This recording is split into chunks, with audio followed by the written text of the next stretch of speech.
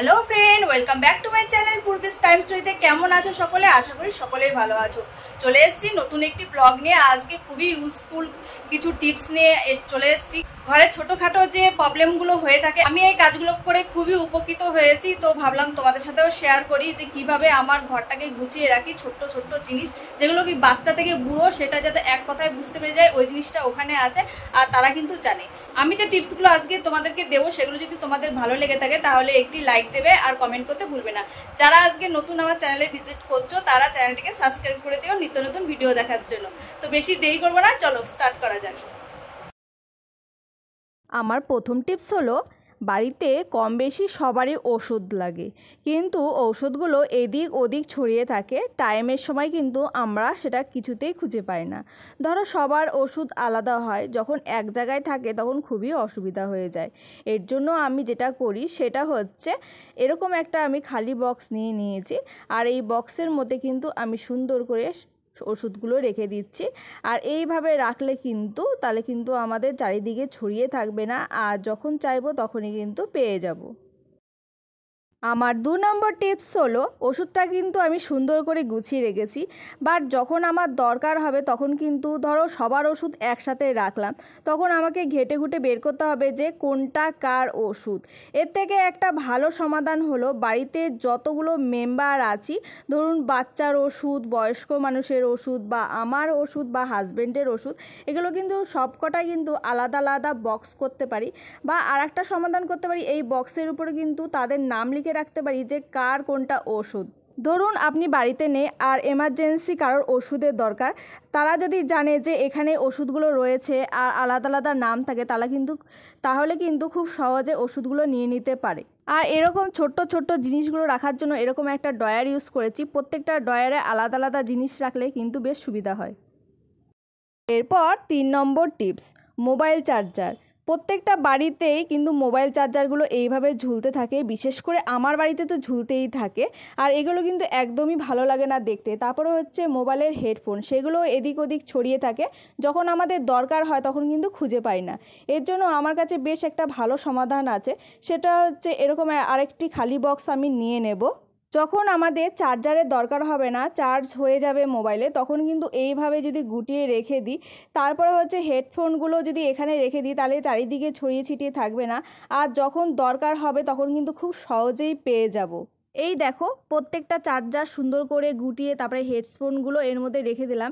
এবার যখন আমার দরকার হবে তখন কিন্তু আমি আবার এখান থেকে নিয়ে নেব। তো যখন তোমাদের কাজ শেষ হয়ে যাবে, এইভাবে কিন্তু একটা বক্সের মধ্যে ঢুকিয়ে রেখে দিতে পারো। আর এরকম আরেকটি যে ড্রয়ার রয়েছে এর মধ্যে আমি এগুলো রেখে দিই।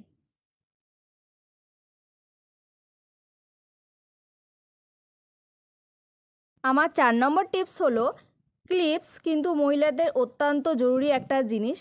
ধরুন সামনে গাটার পেলেন না, কোনো কিছু পেলেন না, এই ক্লিপস দিয়ে কিন্তু চুলগুলোকে সুন্দর করে গুটিয়ে রেখে দেওয়া যায়, গরমের হাত থেকে রেহাই পাওয়া যায়। বাট এইগুলো যখন এদিক ওদিক ছড়িয়ে থাকে দেখতে একদমই ভালো লাগে না, আর এগুলো যদি এদিক ওদিক ছড়িয়ে থাকে তখন খুঁজেও পাওয়া যায় না। তার জন্য কিন্তু আমি একটা ভালো সমাধান বের করছি। বিশেষ করে আমার বাচ্চা তো এখানে ওখানে রেখে দেয়, তো ওকে বলা আছে যে এখানে থেকেই তুমি নেবে আর এখানেই কিন্তু রাখবে। তারপরে চিরুনিগুলো কিন্তু এদিক ওদিক যদি ছড়িয়ে থাকে বেশ ভালো লাগে না। এগুলো কিন্তু আমি এই ক্লিপসের সাথে এক জায়গাতে রাখি, যাতে সবসময় হাতের কাছে পায়।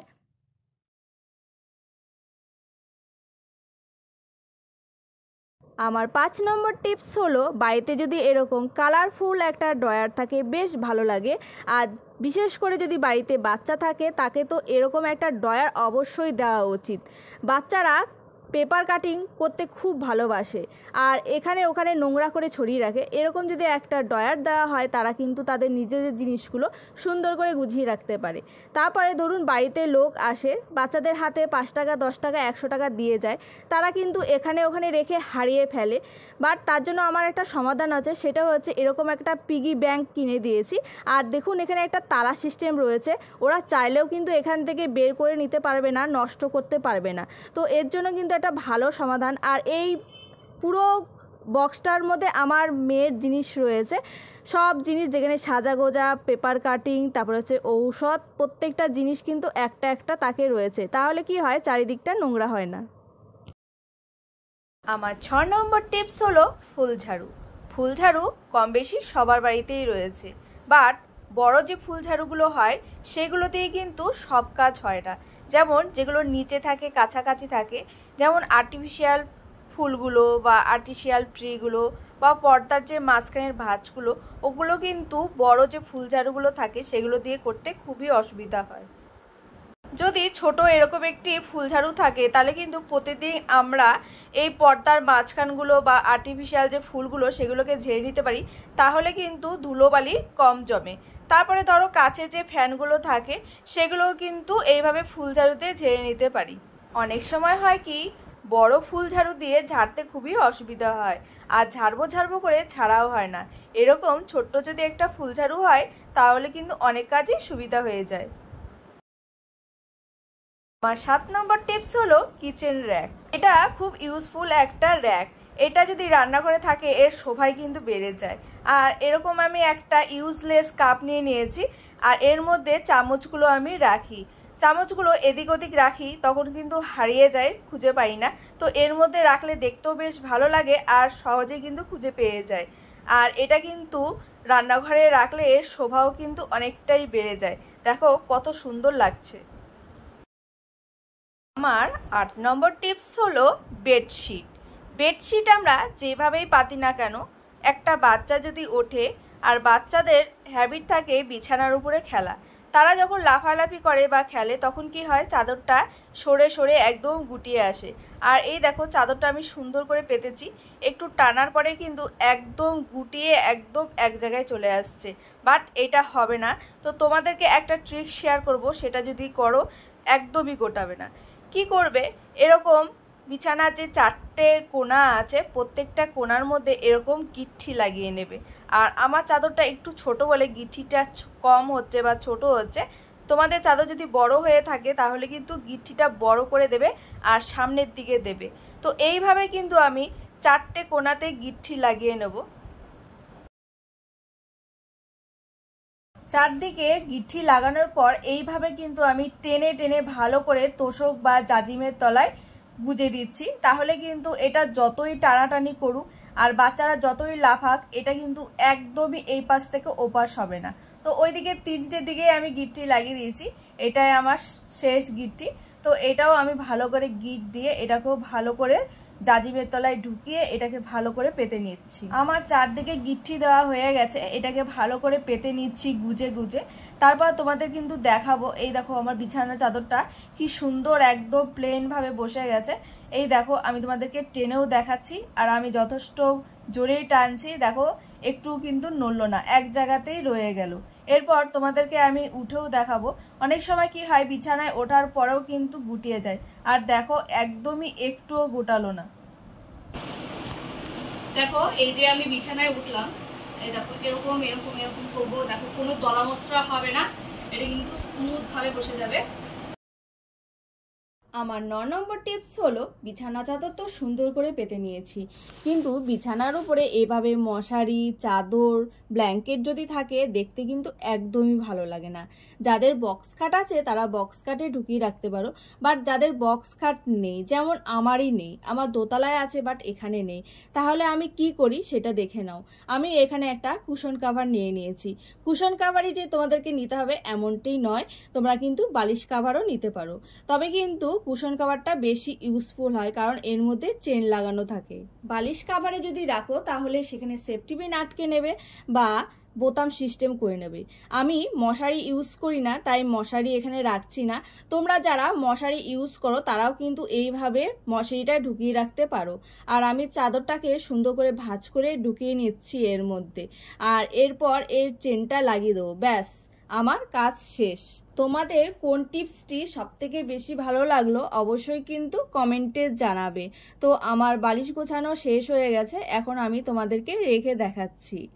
আর দেখো আমি কুশন কাভারটাকে সুন্দর করে রেখে দিয়েছি, এখানে কিন্তু কেউ দেখে বুঝতেই পারবে না যে এর মধ্যে কি ঢোকানো আছে। আমার 10 নম্বর টিপস হলো পর্দা, জানালার পর্দা বা দরজার পর্দা। এখন গরমকাল, হাওয়া দিলেই পর্দাগুলো এদিক ওদিক হয়ে যায় বা মাঝখানটা ভাগ হয়ে যায়। দুপুরে আমরা সমস্ত কাজ সেরে এসে যখন বিশ্রাম নিই তখন হাওয়াতে যখন এই পর্দাগুলো সরে যায়, বাইরে যে সূর্যের আলোটায় চোখে এসে পড়ে তখন খুবই বিরক্ত লাগে। তো এটা আর হবে না। তোমরা এই ট্রিকটা যদি অবলম্বন করো, দেখো শুধু দিনের বেলা না, রাতের বেলাও যাদের ধরো রাস্তার ধারে বাড়ি, তখন সেই আলোটা কিন্তু চোখে এসে পড়ে, খুবই বিরক্ত লাগে। দেখো আমি কিভাবে ঢুকাচ্ছি, নর্মালি যেভাবে পর্দা ঢুকাতে হয় ঠিক সেইভাবেই ঢুকাবো, বাট একটা চেঞ্জ রাখবো। সেটা কি চেঞ্জ তোমরা ভালোভাবে দেখলেই বুঝতে পারবে। পর্দার যে সামনের যে ঘরটা সেটা কিন্তু আমি খুলে দেব, আর সেমভাবে দ্বিতীয় নম্বর যে পর্দাটা সেটারও কিন্তু একটা ঘর বাদ দিয়ে পুরোটা ঢুকিয়ে নেব। তোমাদেরকে ঠিক করে বোঝাতে পারছি কিনা বা তোমরা ঠিক করে বুঝতে পারছো কিনা আমি ঠিক বুঝতে পারছি না। দেখো নর্মালি যেমন পর্দা ঢুকাই সেইভাবেই ঢুকিয়েছি, বাট মাঝখানের যে হুক দুটো সেই দুটোকে ছেড়ে রেখেছি। এরপর তোমাদেরকে আমি টাঙিয়ে দেখাবো। আর এই দেখো আমি টাঙিয়ে নিচ্ছি।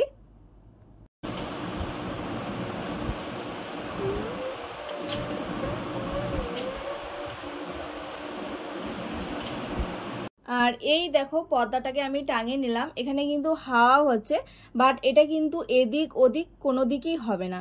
আর তোমরা চাইলেই কিন্তু এই পাশ ও পাশ তারপরে মাঝখানে ভাগ দুটোই করতে পারো। তো কেমন লাগলো এই ট্রিকটি অবশ্যই কিন্তু কমেন্টে জানিও।